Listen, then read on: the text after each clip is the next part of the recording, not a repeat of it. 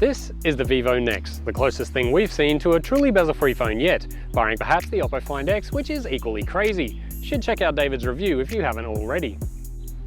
So let's get this out of the way up front. Is this a phone that you should lust after? Absolutely. But is this a phone you should actually run out and get? To that I'd have to say probably not. Stick with me here and I'll explain why. The best part of the move to truly bezel-free phones is the weird and wacky solutions to the question of where to put all the stuff that used to live above and below the display. Front-facing cameras, fingerprint scanners, speakers and sensors all need relocating if we're going to have proper full-screen phones.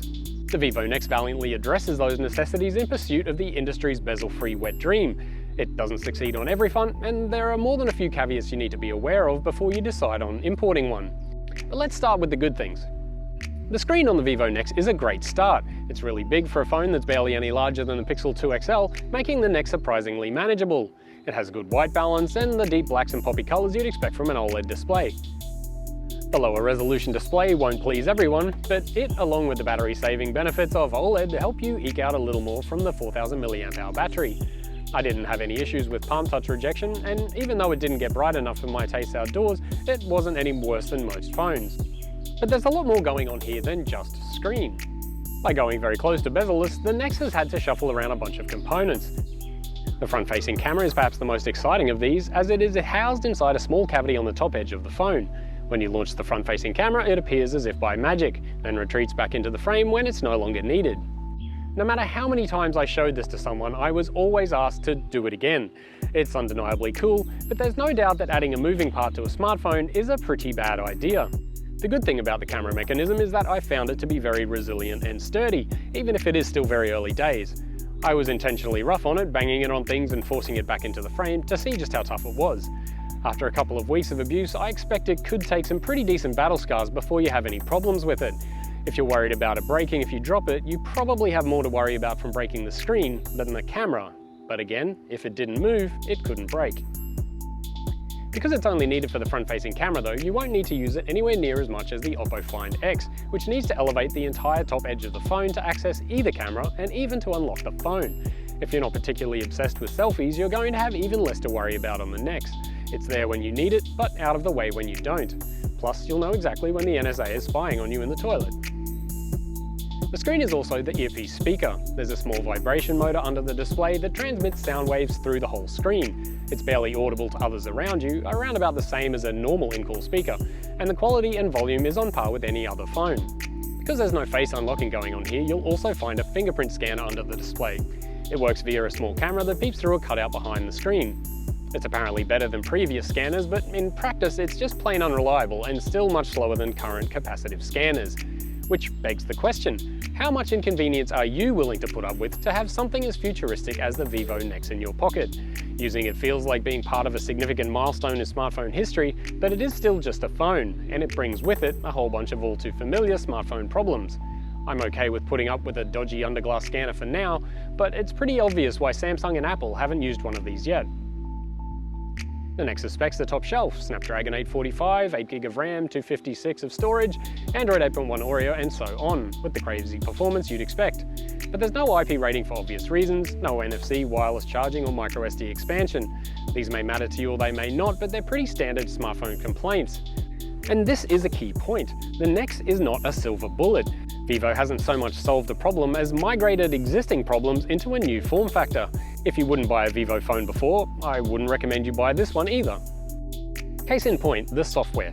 Of course, the Nex was made for a Chinese audience where iPhone-inspired launches are considered a good thing, but the app drawerless iOS copy will irritate most Android fans. Even switching out the launcher is an exercise in frustration, requiring a Chinese phone number so you can create a Vivo account to allow the security permissions to change the launcher to something less awful.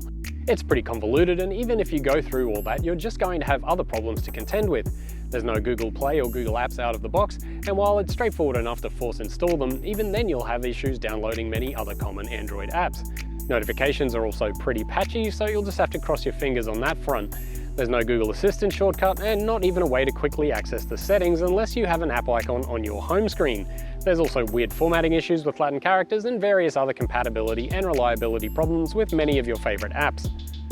Vivo's Jovi virtual voice assistant gets a dedicated button, but because it only supports the Chinese language and only works with Chinese apps and services, it's basically useless outside China. The Fun Touch experience is understandable, giving an awareness of the Nex's target market, but the software as it stands makes the Nex a phone that is fun to lust after, but not one you actually want in your pocket unless you live in China. Now, I can nitpick its faults all I like, but I still love this phone. How you feel about it will likely hinge on where you stand on novelty and gimmicks versus polish and reliability. You'll either see the Vivo Nex as a technical marvel, or as a daily driver fraught with issues. But the truth is, it's both of these things. Now, one area in which I was particularly surprised was the Nex's camera. While the shots from the front-facing camera are unfortunately soft and lack good detail and exposure, the main cameras on the back are impressively competitive. I took a bunch of shots alongside the Pixel 2, and in a lot of cases the Nex came tantalizingly close to besting it. The Nex camera's greatest weakness is its tendency to overexpose. It also tends to oversaturate a bit and oversharpen in post. Whether you like the shots it takes will depend if you judge your photos on your smartphone screen or at 100% crop on your computer. For me, I tend to bump saturation, contrast and sharpness in an editing app anyway, so the Nex saves me a few steps. For others, it'll understandably be an affront to the principles of good photography. Portrait mode is okay on the Nex, but as with most phones, it struggles with cutouts and artificial looking blur. Low light is quite good with very little noise and clean images. Post-processing is clearly an effect if you go looking for it, but the overall result is solid. Dynamic range is unfortunately not so great, largely due to the camera's tendency to overexpose, blowing out the highlights in the process. But the camera does draw a lot of detail from shadowy areas, even more so than the Pixel 2 in a lot of cases.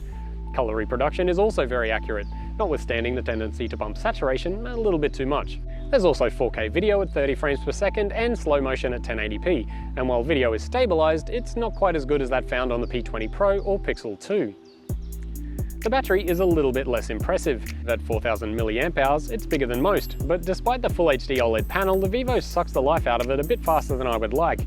I won't harp too much on it here as the phone has received multiple updates during my time with it, and battery life may very well change. It's also a Chinese unit being used in Europe, so there's that to consider as well. In any case, the 22.5 watt power brick can recharge the whole thing in just over an hour and a half. You'll also get a case in the box and some decent earbuds, but given that the Nex has a 3.5mm headphone jack, you're probably better off just plugging in your favourite pair of wired headphones because the V1 chip and built-in DAC produce really excellent audio. All in all, I have loved my time with the Nex.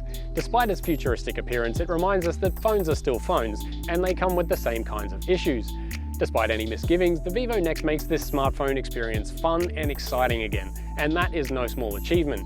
Perhaps even one big enough to make you look past its software and other issues. So even if it is imperfectly executed and probably not a phone you should use as your daily, I really hope its ambitious example influences other phones that come in its wake. As always, thank you so much for watching. Be sure to hit that notification bell so you know the next time we upload a video, and head on over to androidauthority.com for more on the Vivo Nex, because we are your source for all things Android.